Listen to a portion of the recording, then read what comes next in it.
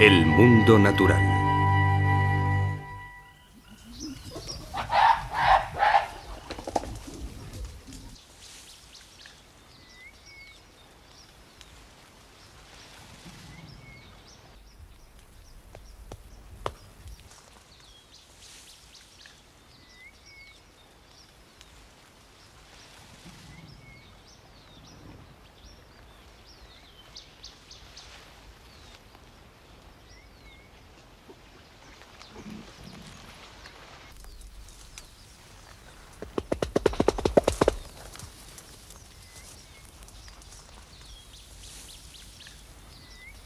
El gorila de montaña. Estos animales están entre nuestros parientes más cercanos. Sus relaciones son, a su manera, tan complejas como las nuestras, y la familia se rige por una estricta jerarquía.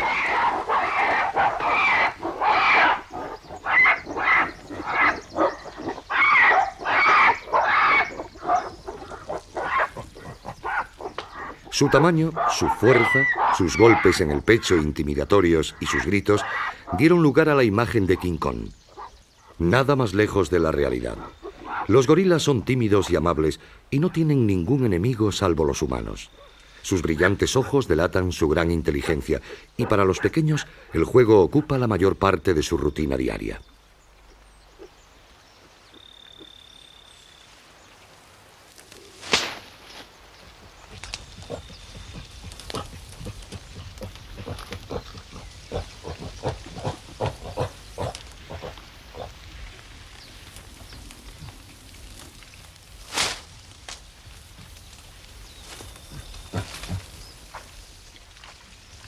Estos no son los gorilas de llanura que habitan en las selvas tropicales de África central y occidental. Son gorilas de montaña, de mayor tamaño y pelaje más espeso, y fueron descubiertos a principios de siglo. Es posible que nunca haya habido gran cantidad de gorilas de este tipo, puesto que su hábitat es muy reducido. Pero los últimos estudios señalan que ahora hay menos de 400, posiblemente un 50% menos que la década pasada, y en la actualidad es una especie en claro peligro de extinción. A diferencia de los chimpancés, el otro simio africano, los gorilas son casi totalmente vegetarianos. Disfrutan de una vida de placer en un paraíso vegetal, una despensa perfecta, donde con solo alargar el brazo encuentran algo delicioso para comer.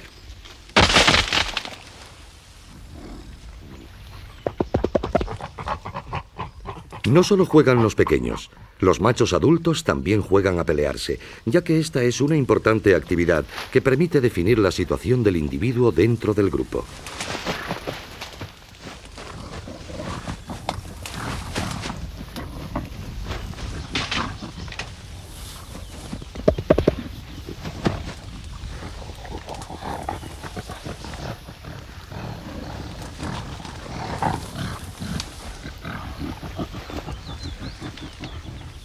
El líder del grupo, un macho de espalda plateada, logra finalmente vencer al más joven macho de espalda negra y dejar claro su estatus dominante.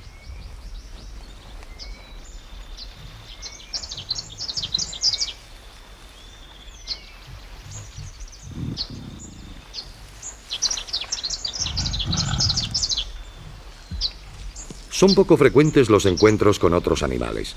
El camaleón, uno de los dos únicos reptiles que pueden encontrarse aquí, logra despertar algo más que una curiosidad pasajera.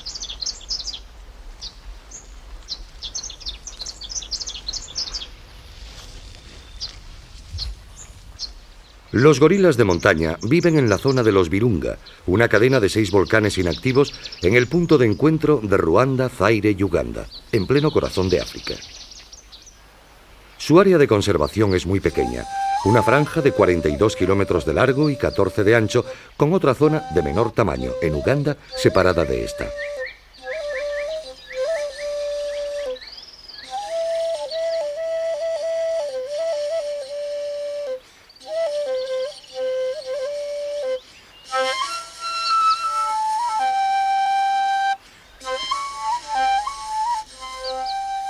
Los gorilas de montaña moran en las bellísimas selvas repletas de caña de bambú y frondoso pasto, en lugares cuya altura es de 3.000 o 4.000 metros y donde tienen a su disposición una enorme variedad de plantas. El monte más alto es el volcán Karisimbi, con una altura de 4.500 metros. Los estudios sobre el gorila de montaña no comenzaron hasta 1960 al llevar a cabo George Schaller cerca de 460 horas de observación. Posteriormente, en 1967, Diane Fossey comenzó una tarea que duraría 19 años. Al principio estuvo en Kabara, Zaire, para más tarde crear un centro de investigación, PAC del volcán en Ruanda, en la zona que queda entre los volcanes Karisimbi y Bisoke. Karisoke, el nombre de su campamento, viene de la unión de estos dos nombres. Diane fue la primera científico en ser totalmente aceptada por los gorilas. Todos los días, al comenzar el trabajo, no tenía ni idea de qué observaciones podría hacer. Los únicos humanos conocidos por los gorilas eran los cazadores furtivos y los pastores. Por ello eran comprensibles su miedo y su cautela iniciales cuando empecé a hacer los primeros contactos.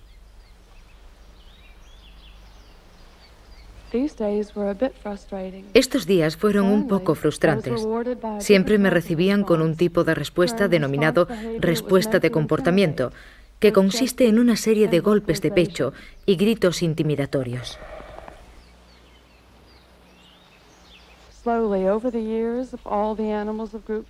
Con el paso del tiempo, los animales se acercaban a mí lentamente, empujados por su propia iniciativa y su innata curiosidad. El que finalmente me aceptaran fue mi gran recompensa, y la emoción que sentía todos los días al contactar con ellos es algo indescriptible.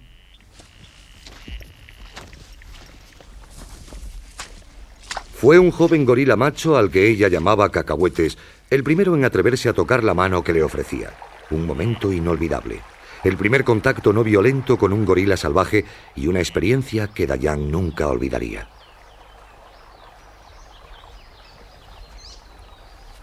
En Karisoke tuvo que adaptarse a la soledad de un entorno salvaje y compartir los árboles y los prados con animales que deambulaban libremente alrededor de su campamento.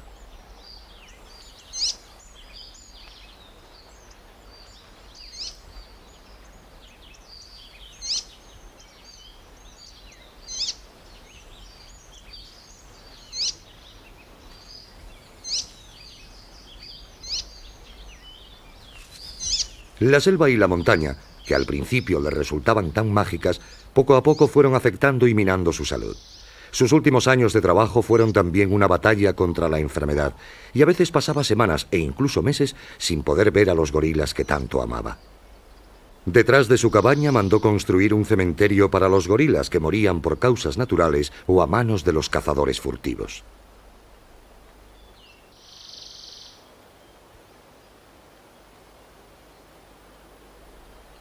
Llegó a conocer a todos los gorilas y a cada uno le puso un nombre.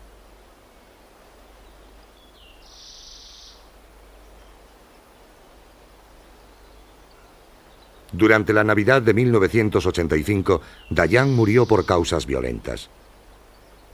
Su cuerpo reposa junto a los de Muelu y Digit.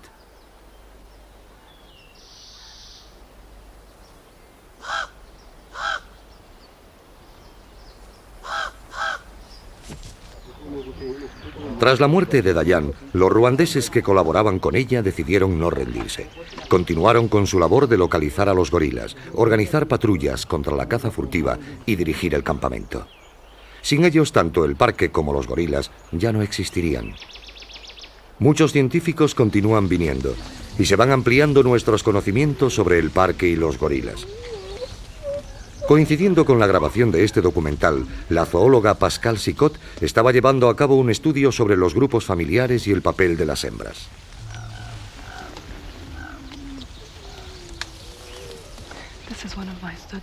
Este es uno de mis grupos de estudio. Es un grupo muy grande formado por 25 individuos. En este grupo hay 2 espaldas plateadas y también hay varias hembras con sus crías.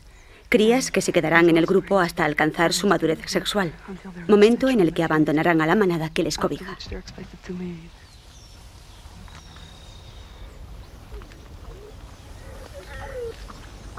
El abandonar el grupo podría ser una estrategia de la naturaleza para mezclar individuos y evitar la consanguinidad. Pero hasta llegar ese momento, los jóvenes machos y hembras disfrutan de una pacífica existencia dedicando su tiempo a jugar y a acicalarse los unos a los otros.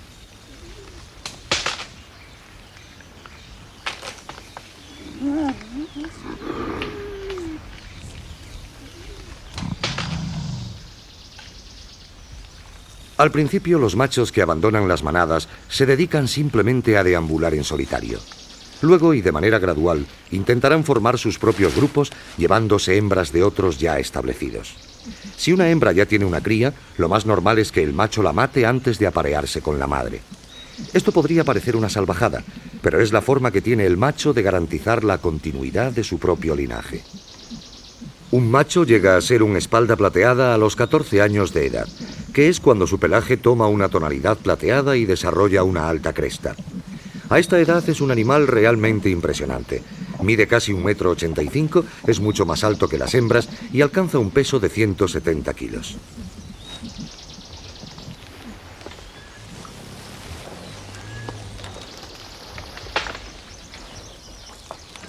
Los gorilas se alimentan de más de 50 tipos diferentes de plantas.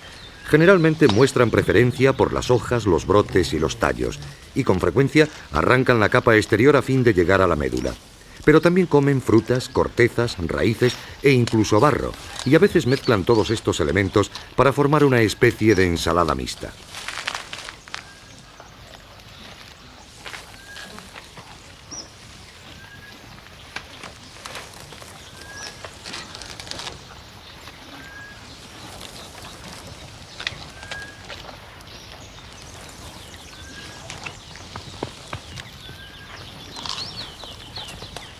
Ciertas hierbas y frutos de sabor desagradable para los humanos son todo un manjar para el paladar de los gorilas.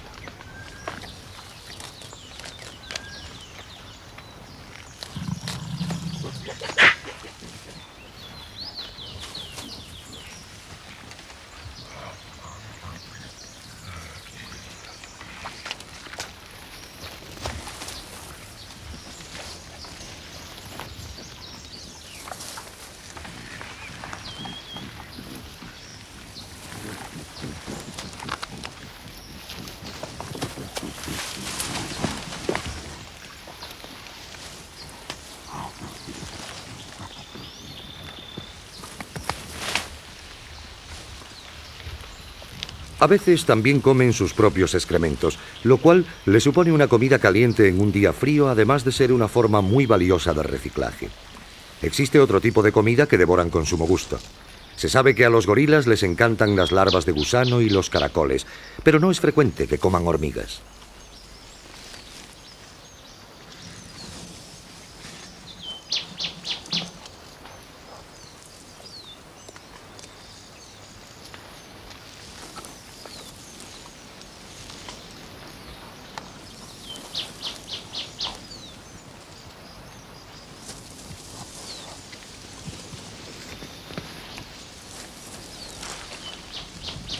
La mordedura de la hormiga safari es muy dolorosa y solo es cuestión de tiempo el que alguna consiga atravesar su espeso pelaje y llegue a la piel. La única salida que le queda al gorila es coger cuantas pueda y huir.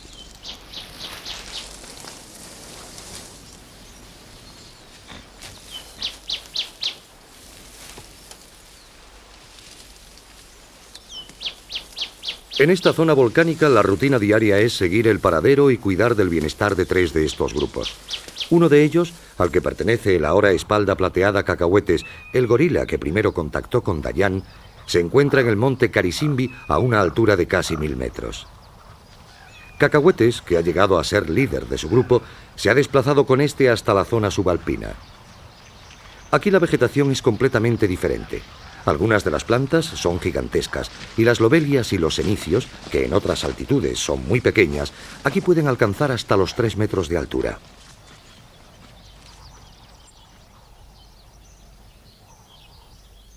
En esta zona resulta difícil seguir a los gorilas puesto que no suelen dejar muchas huellas. Así que a menos que se sepa dónde estuvieron el día anterior, lo más probable es que no puedan ser localizados. Un magnífico guía con años de experiencia llamado Nemeye Alphonse acompaña a Alan Goodall con la esperanza de encontrar a Cacahuetes y a su grupo. Ha estado aquí. Acabamos de encontrar los nidos que hicieron para pasar la noche anterior. Vamos a echar un vistazo de cerca.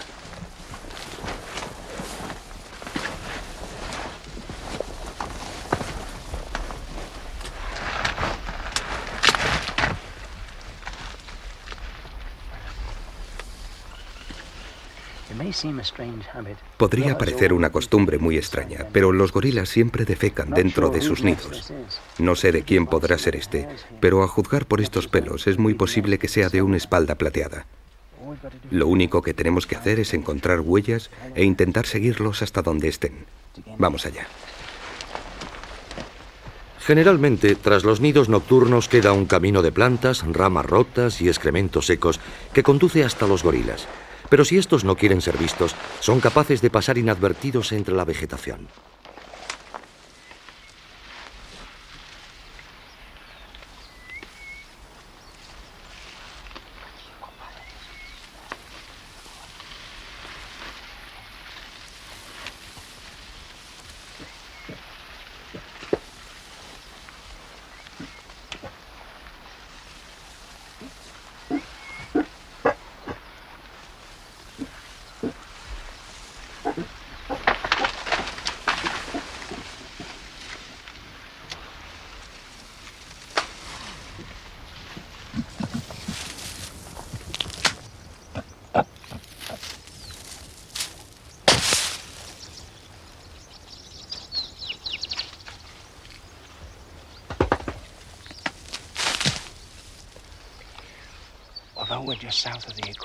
Aunque estemos cerca del Ecuador, aquí arriba puede hacer bastante frío, ya que estamos a 1200 metros de altura.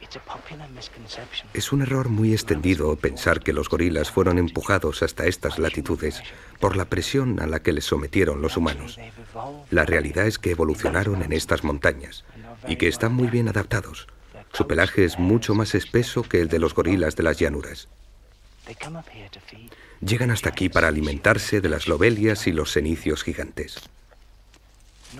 Normalmente dedican muy pocos días a alimentarse de esta vegetación, por lo que resulta extraordinario que lleven aquí más de un mes.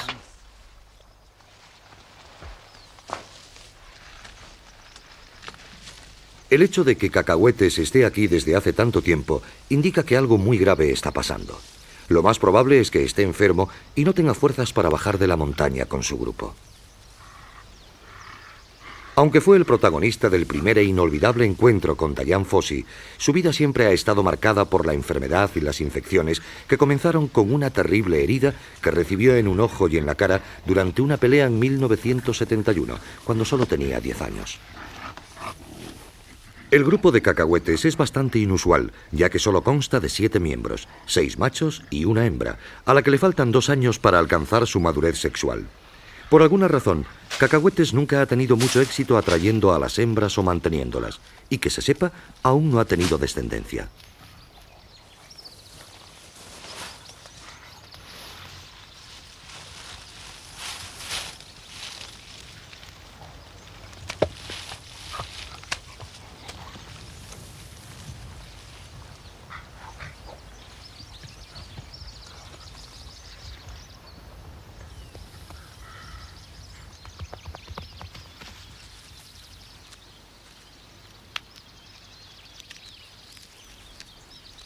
Normalmente los grupos de gorilas se desplazan con frecuencia, lo que impide que su presencia tenga un impacto sobre la vegetación que los rodea.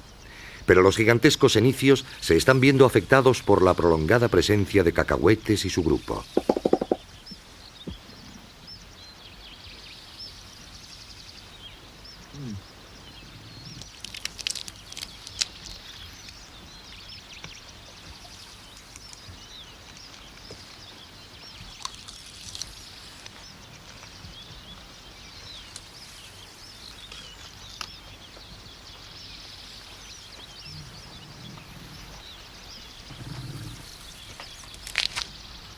Estas plantas son muy antiguas y se regeneran con lentitud, pero es el raro comportamiento de Cacahuetes lo que está haciendo que su grupo se dedique a merodear por esta zona tan delimitada.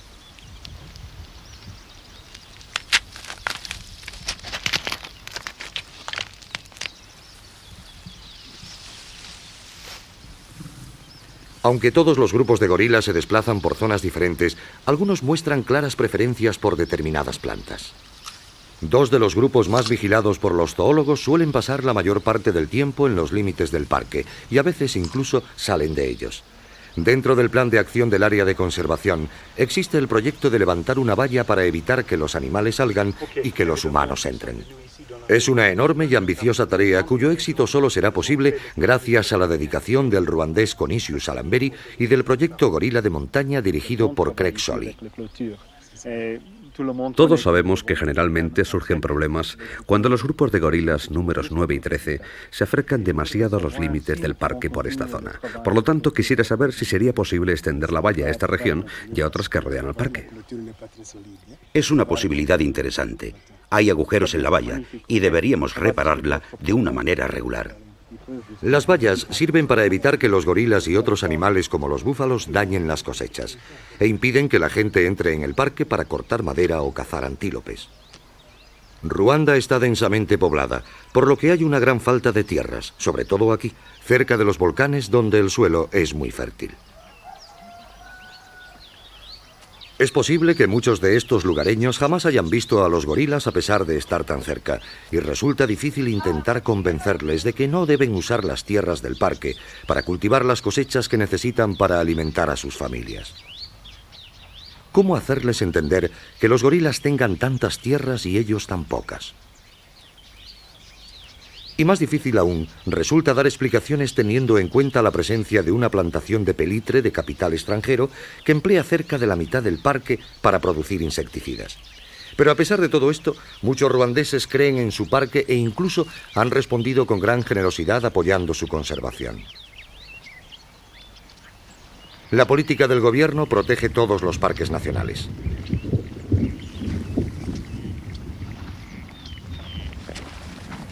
Craig Solly cree firmemente en la idea de respetar las necesidades de las personas y que exista un equilibrio entre estas y la conservación del parque. Pero no se pueden cometer equivocaciones con una población tan pequeña de gorilas de montaña viviendo tan cerca de las personas. Es una cuestión conservacionista que cada vez se plantea más en todo el mundo. El futuro de los espacios naturales y de los animales y plantas que en ellos se encuentran penden de un finísimo hilo y está totalmente en nuestras manos.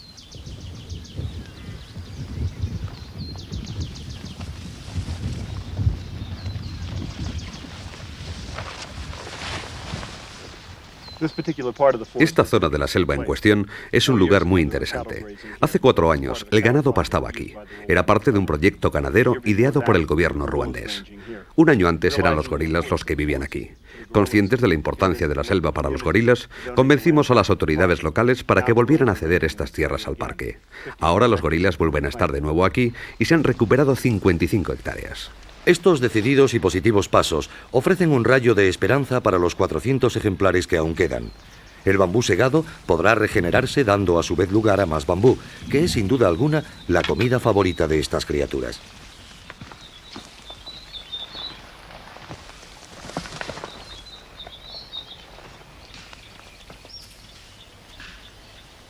Los gorilas son extraordinariamente rutinarios en su alimentación. Su dieta suele consistir en cierto número de hierbas, tallos y plantas que encuentran a su disposición durante todo el año.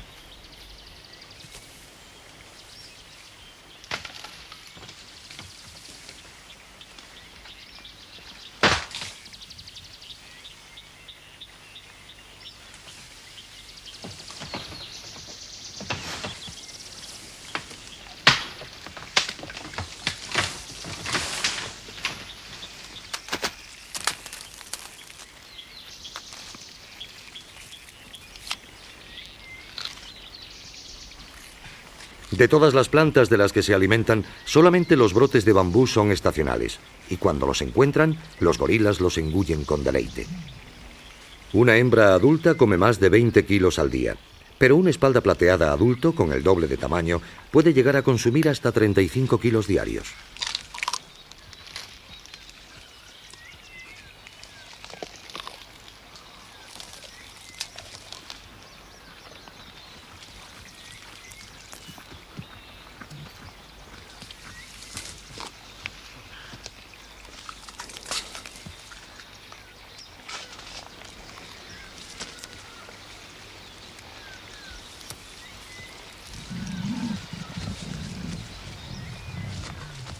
No es de extrañar que los gorilas tengan enormes barrigas y ocasionales problemas digestivos.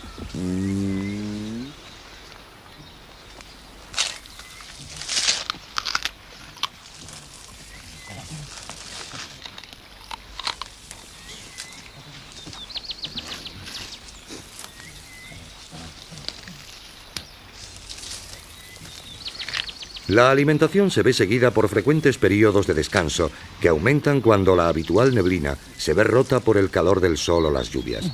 Este es un buen momento para juguetear y relacionarse.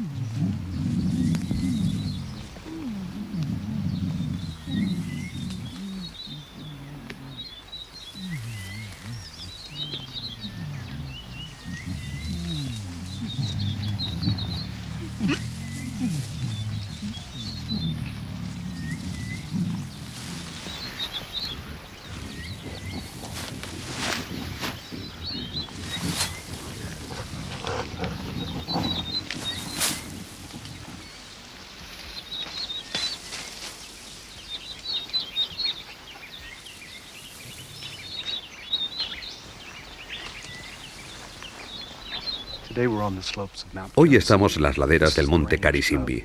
Aquí es donde habita el grupo Susa, el grupo de gorilas de montaña más numeroso del mundo. Ayer había 29, hoy hay 30.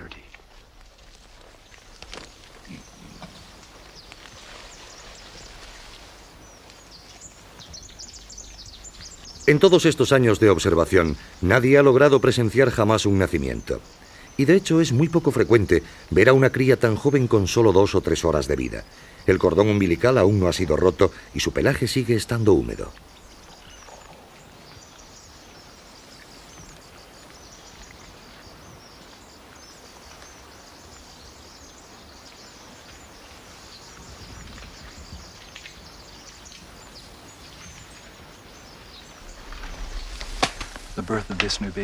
El nacimiento de este nuevo gorila ha sido toda una sorpresa para mí esta mañana. Además de esta hembra, hay varias hembras más en el grupo que posiblemente estén preñadas. También hay 2 grandes espaldas plateadas que comparten entre sí el liderazgo. Pero en el futuro esto podría ser un problema, puesto que el grupo podría dividirse. No nos queda otra opción que esperar a ver cómo reacciona el grupo. No sabemos qué ocurrirá.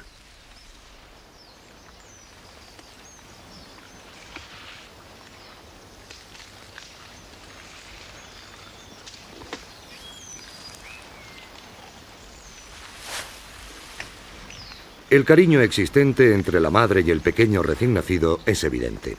No es su primera cría, tiene experiencia y ocupa un lugar elevado dentro del grupo, lo que hará que aumenten las posibilidades de supervivencia del pequeño. Al menos una tercera parte de las crías de gorila mueren durante los primeros meses de vida por debilidad o enfermedades.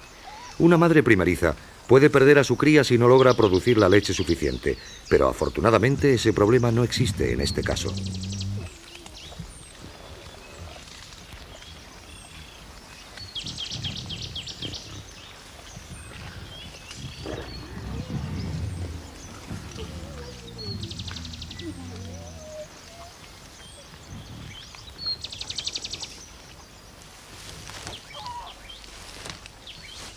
El espalda plateada protegerá a los pequeños y a las hembras de los peligros que pudieran acecharles, pero la madre también tiene que ser protectora. Los recién nacidos llaman mucho la atención de los otros gorilas, y si no se tiene cuidado, el pequeño podría resultar herido e incluso muerto por los bruscos movimientos de los demás miembros de su manada, que en realidad solo desean jugar con él. Puede que solo tengan interés en tocarlo, pero ni siquiera eso está permitido. Un adolescente con ganas de jugar puede ser muy persistente y no darse cuenta de su propia fuerza. Pero una madre experimentada sabrá cómo defender a su cría de estos encuentros tan peligrosos.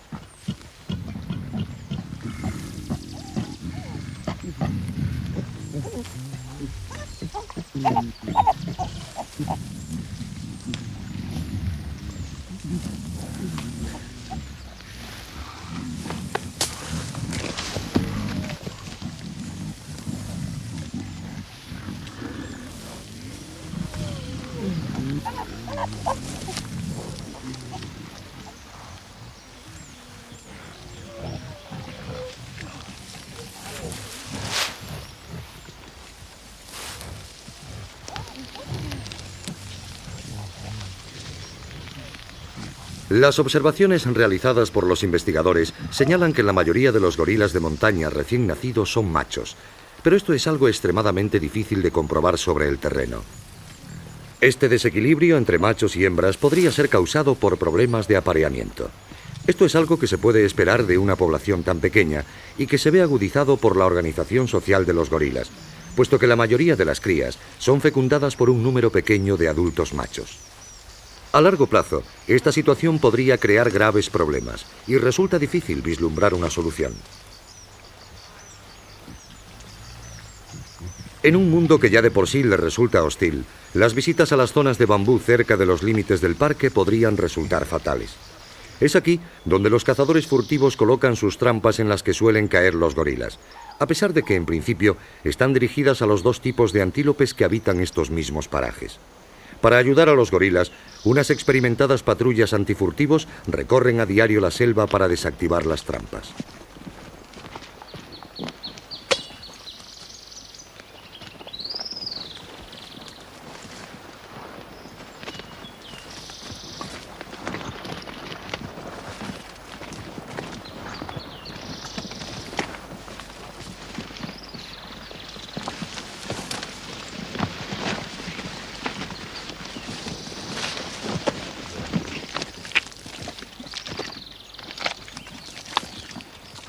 Los ruandeses y el personal del proyecto Gorila de Montaña llevan realizando esta peligrosa tarea durante muchos años y tienen una habilidad asombrosa para detectar las trampas astutamente ocultas entre la vegetación.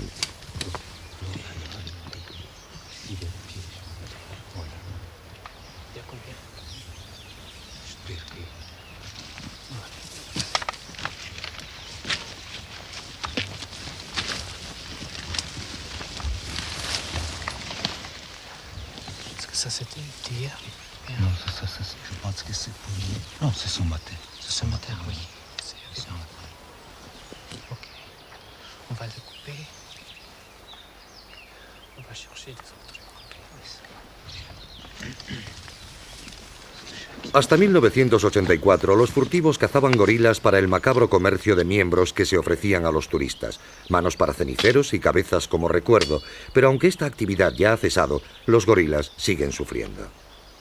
En 1981 las patrullas encontraron y desactivaron 2.600 trampas para antílopes, logrando rescatar ilesos de los cepos a algunos gorilas.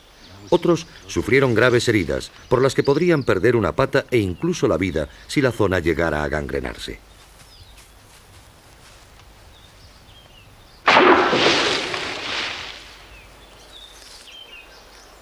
Esta escena fue grabada por Craig Sholly con su vídeo doméstico y muestra a unos gorilas del grupo Susa jugando con un cepo que afortunadamente se disparó sin causar daño alguno.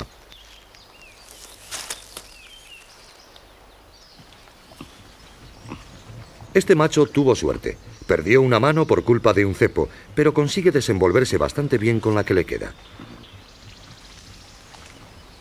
Susan Abilgar, una experimentada veterinaria, cuida del bienestar general de los gorilas. Me encargo de 7 grupos de gorilas de esta zona y procuro visitar a cada uno cada 2 semanas. A veces el trabajo aquí puede ser duro. Hay que subir y bajar volcanes y vuelvo a casa empapada, con frío y hambrienta. Pero he de admitir que el esfuerzo vale la pena.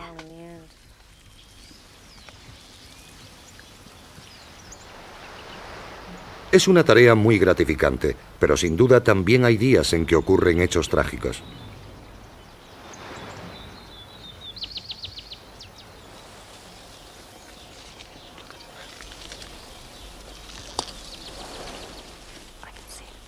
Puedo ver el bebé, parece estar muerto. Sí, no se ve que haga movimientos. No.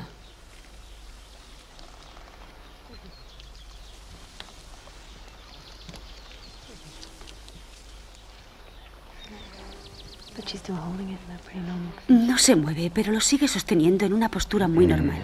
Sí. Imbele, una joven hembra, ha tenido su primera cría y la ha perdido. Solo tenía 4 días.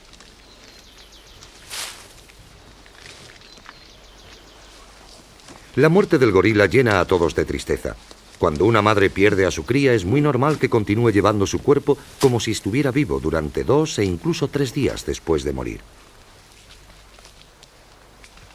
Craig y Susan permanecen cerca con la esperanza de poder recoger el cuerpo y hacerle una autopsia al pequeño.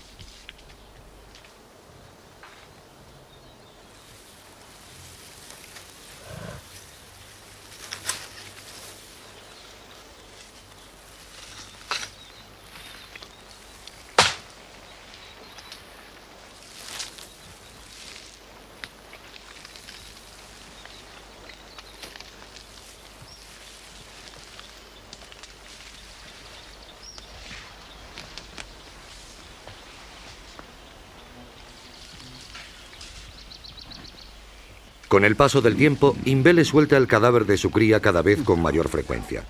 A fin de calmarla, Craig imita los sonidos tranquilizadores que los gorilas suelen emplear entre sí.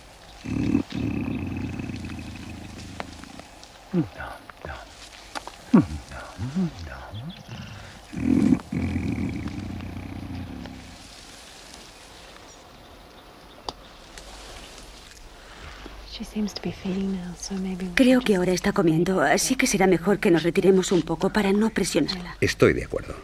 Deberíamos quedarnos cerca de ella durante algún tiempo para ver si podemos recuperar el cuerpo. Me gustaría llevarlo al laboratorio para examinarlo y averiguar por qué ha muerto. La autopsia reveló que la muerte fue debida a heridas y a hemorragias internas. Es posible que Imbele no pusiera el celo necesario para proteger a su pequeño de la curiosidad de los demás gorilas del grupo, y posiblemente muriera como resultado de los bruscos juegos a los que se vio sometido.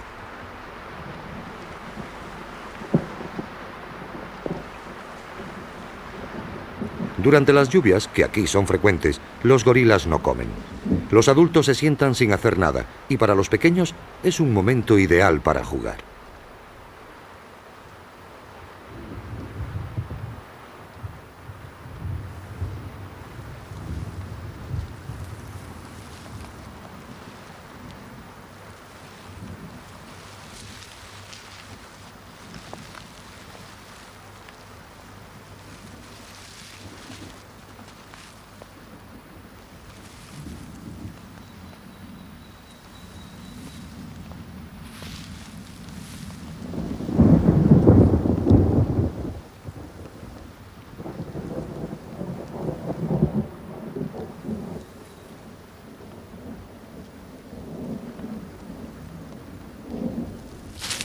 Al caer la tarde y amainar las lluvias, los gorilas construyen sus nidos para pasar la noche.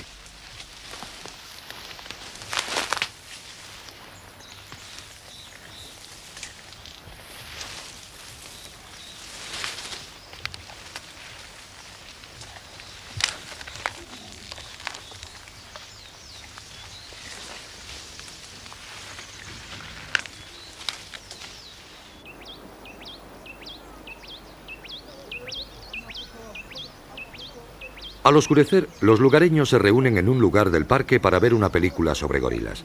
Es parte del programa educativo conservacionista organizado por el Proyecto Gorila de Montaña y los Cuerpos de Paz de los Estados Unidos. Es un acontecimiento muy bien recibido tanto por jóvenes como por adultos y está pensado para aumentar el interés por el parque y los animales y para informar a las personas sobre otro tipo de noticias.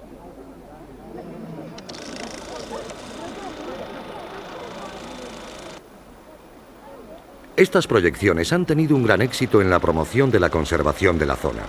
Son cada vez más los ruandeses que están convencidos de los beneficios que supone el cuidado del parque.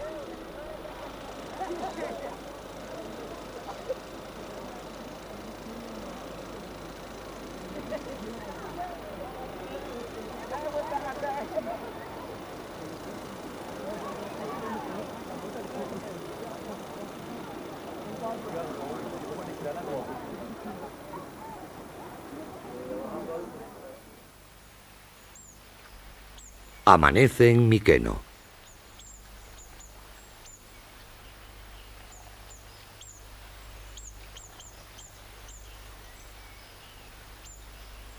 En un extremo del parque se reúnen 6 turistas. Voy a daros unas instrucciones muy sencillas para que sepáis cómo comportaros en la selva y también cómo comportaros con los gorilas. Nos encontramos en los límites del parque y de la selva. Una vez que entremos en el parque, os pediría que hablaseis en voz baja. Evidentemente, cuanto menos hablemos, más posibilidades tendremos de ver animales como los dik-dik, tragalephus, búfalos, tal vez algún mono dorado y gran variedad de aves. Una vez que lleguemos a los gorilas, quiero que todos permanezcáis unidos y os situéis detrás de los guías o de mí, ¿de acuerdo? Y procurad mantener una distancia de 5 metros entre el grupo y los gorilas. Es el mejor mecanismo de defensa para evitar transmitir enfermedades a los gorilas.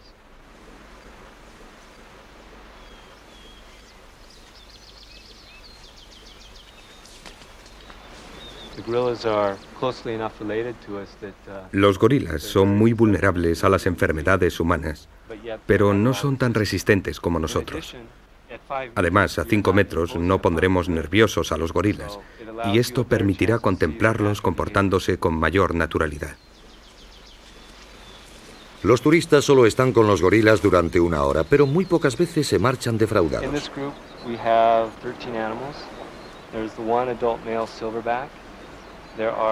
Este grupo consta de 13 miembros. Una espalda plateada adulto macho, 5 hembras adultas, 5 adolescentes y 2 gorilas más jóvenes. Los turistas ayudan a los gorilas, puesto que al pagar por su breve visita consiguen fondos para el parque. Naturalmente, los gorilas no saben que al tolerar a estos visitantes están salvaguardando su futuro, ya que ahora son un valioso recurso para Ruanda. Se acaba la hora. Los turistas se marchan y la selva vuelve a pertenecer a los gorilas.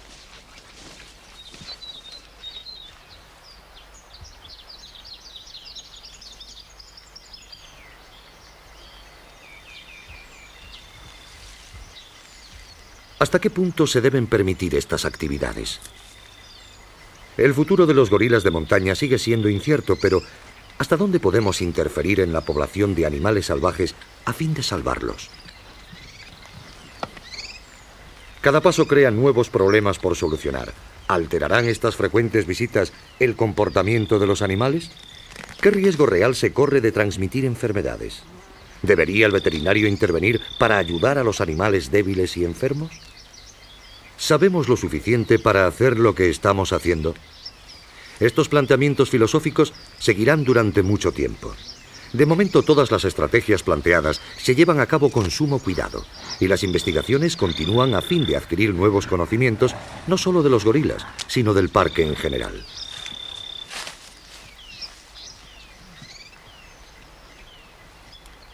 Andrew Plantry es un biólogo que trabaja actualmente en Karisoke.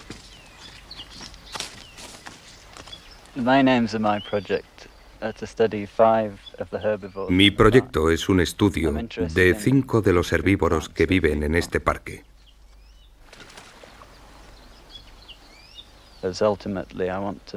Estoy evaluando su impacto sobre la vegetación para averiguar qué deterioro producen los gorilas en concreto.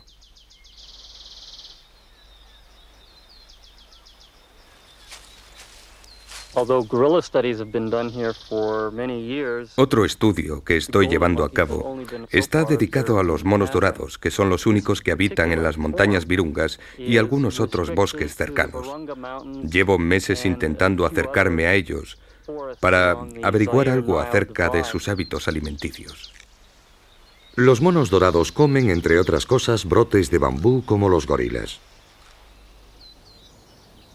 Mikeno, el volcán Virunga más antiguo ahora apagado. Hay otros 2 volcanes que continúan activos y se sabe que la actividad volcánica de la región va en aumento. Una amenaza más para los gorilas.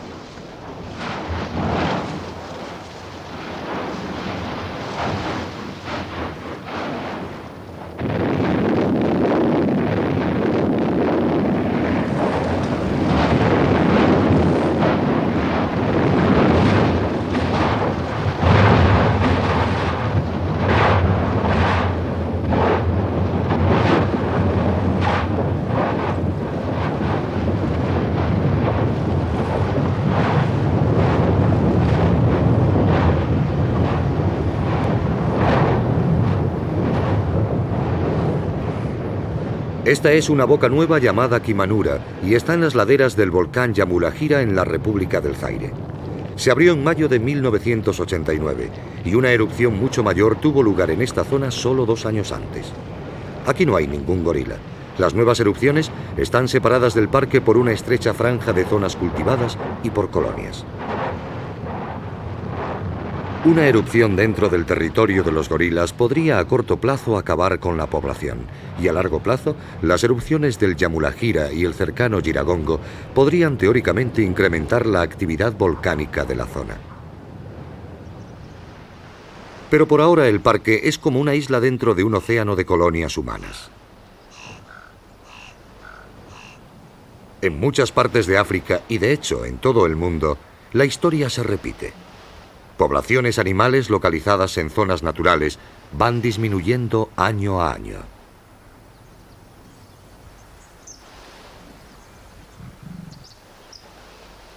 La población de Ruanda crece con rapidez. Con un 95% de habitantes dedicados a la agricultura, hay una gran demanda de tierras, y este problema aumentará con el paso del tiempo. De alguna manera debemos encontrar una solución que beneficie a todos, un equilibrio entre los humanos y la naturaleza.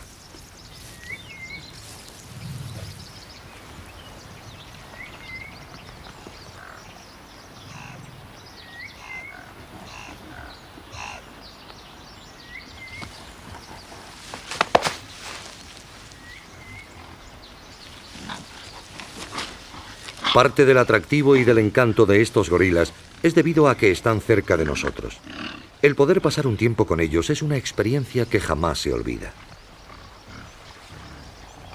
Cacahuetes fue el primer gorila salvaje que de manera voluntaria se atrevió a tocar la mano de un ser humano.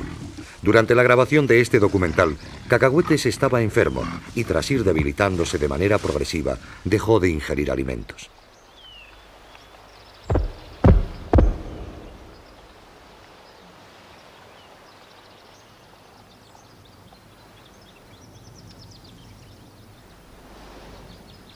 El 1 de mayo, y tras varios días sin salir de su nido, murió.